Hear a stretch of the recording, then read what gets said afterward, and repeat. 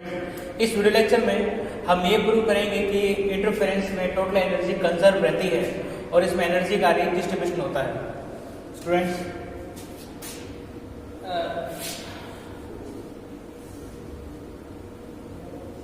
Constructive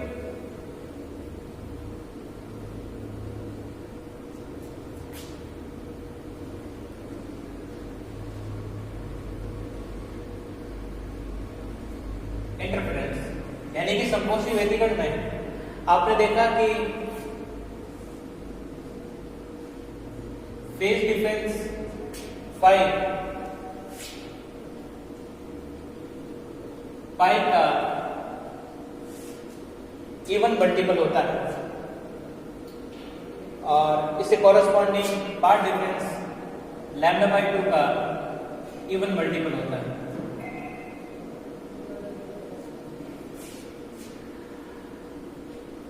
और intensity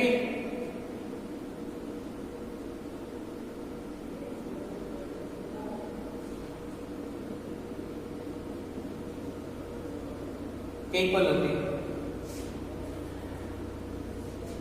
आप इसको इस तरीके से लिख सकते हो,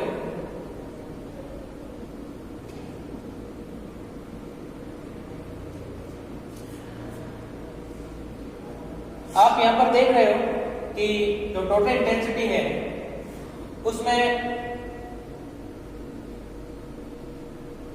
इस टर्म का ऐड हो रहा है, यानी यहां पर आप देखो कि दोनों इंटेंसिटी जुड़ रही है प्लस उसमें ये टर्म जो है ये एक्स्ट्रा जुड़ रही है, राइट। अब यदि दोनों लाइट सोर्स की इंटेंसिटी इक्वल हो तो उस केस में टोटल इंटेंसिटी हो जाएगी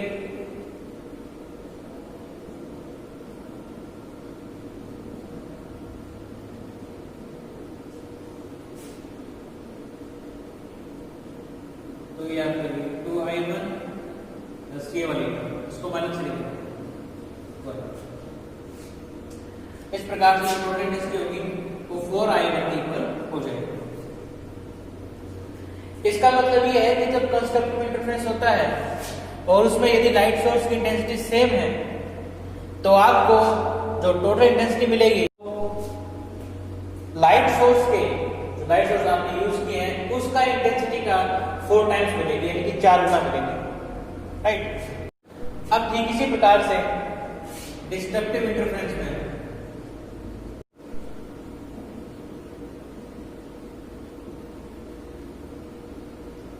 डिस्ट्रक्टिव इंटरफेरेंस में जो फेज पाई होता है वो ऑड मल्टीपल होता है पाई का, और जो पार्ट डिफरेंस होता है वो लैम्डा बाई 2 का ऑड मल्टीपल होता है। और इस केस में जो इंटेंसिटी मिलती है वो इस फॉर्मूले के द्वारा दी जाती है। अब यदि दोनों इंटेंसिटी सेम हो गए, दोनों लाइट सोर्स सेम इंटेंसिटी को तो जो टोटल इंटेंसिटी मिलेगी वो आप देखोगे कि I1 plus I1 minus 2 under root I1 और अंडर रूट I1। तो इस प्रकार से ये आप देखोगे कि जो टोटल इंटेंसिटी है वो 0 मिल रही है। इस प्रकार से जो इंटरफेरेंस पैटर्न है उसको इस तरीके से ड्रॉ किया जाता है।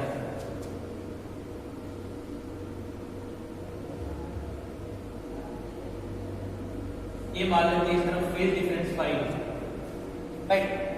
जब फेज डिफरेंस 0 होता है तो उस केस में आपको मैक्सिमम इंटेंसिटी मिलती है 4I1 इक्वल, और जब फेज डिफरेंस पाई होता है तो उस केस में आपको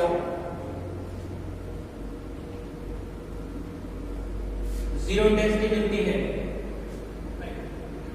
उसके बाद में 2 पाई पर एक बार फिर से आपको मैक्सिमम इंटेंसिटी मिलती है, उसके बाद में 3 पाई पर फिर से इंटेंसिटी 0 हो जाती है, और उसके बाद में 4 पाई पर एक बार फिर से आपको मैक्सिमम इंटेंसिटी मिलती है।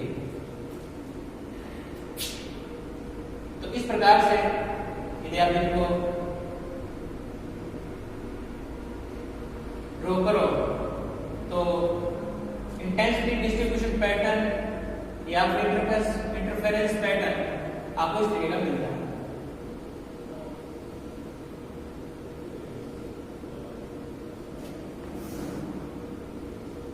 ठीक इसी प्रकार से माइनस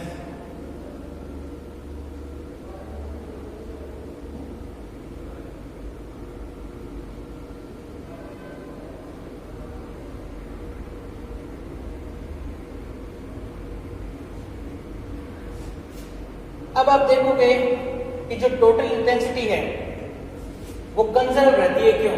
क्योंकि इंटेंसिटी एक्चुअली एनर्जी होती है, तो एनर्जी कंजर्व रहती है। यहां पर इंटेंसिटी बढ़ी क्यों और यहां पर इंटेंसिटी जीरो क्यों हुई? इसलिए यहां पर जीरो हुई क्योंकि यहां पर जो लाइट सोर्स थी उसकी सारी की सारी एनर्जी इस वाले हिस्से में शिफ्ट हो गई। अब जब इसकी एनर्जी यहां पर शिफ्ट हो जाएगी तो ये हिस्सा बढ़ जाएगा, इसकी इंटेंसिटी बढ़ जाएगी और यहाँ पर इंटेंसिटी जीरो हो जाएगी। ठीक इसी प्रकार से इस वाले हिस्से की जो इंटेंसिटी थी, जो एनर्जी थी, वो इस वाले हिस्से में शिफ्ट हो गई। इसलिए ये वाला हिस्से ज्यादा ब्राइट दिखेगा और ये वाला हिस्सा आपको डार्क दिखेगा। कि इसमें एनर्जी कंजर्व रहती है, एनर्जी न तो यहाँ पर क्रिएट हो रही है न यहाँ पर डिस्ट्रॉय हो रही है, एनर्जी एक्चुअली शिफ्ट हो रही है। एनर्जी क्या हो रही है? शिफ्ट हो रही है। ये डार्क इसलिए डार्क है क्योंकि यहाँ की जो एनर्जी है वो इस पे शिफ्ट हो चुकी है, राइट। और ये ब्राइट इसलिए ज्यादा ब्राइट है क्योंकि इसकी एनर्जी यहाँ से यहाँ तक शिफ्ट हो चुकी है, राइट। तो इस प्रकार से आपने देखा कि इंटरफेरेंस में एनर्जी का रीडिस्ट्रीब्यूशन होता है, एनर्जी कंजर्व रहती है, राइट।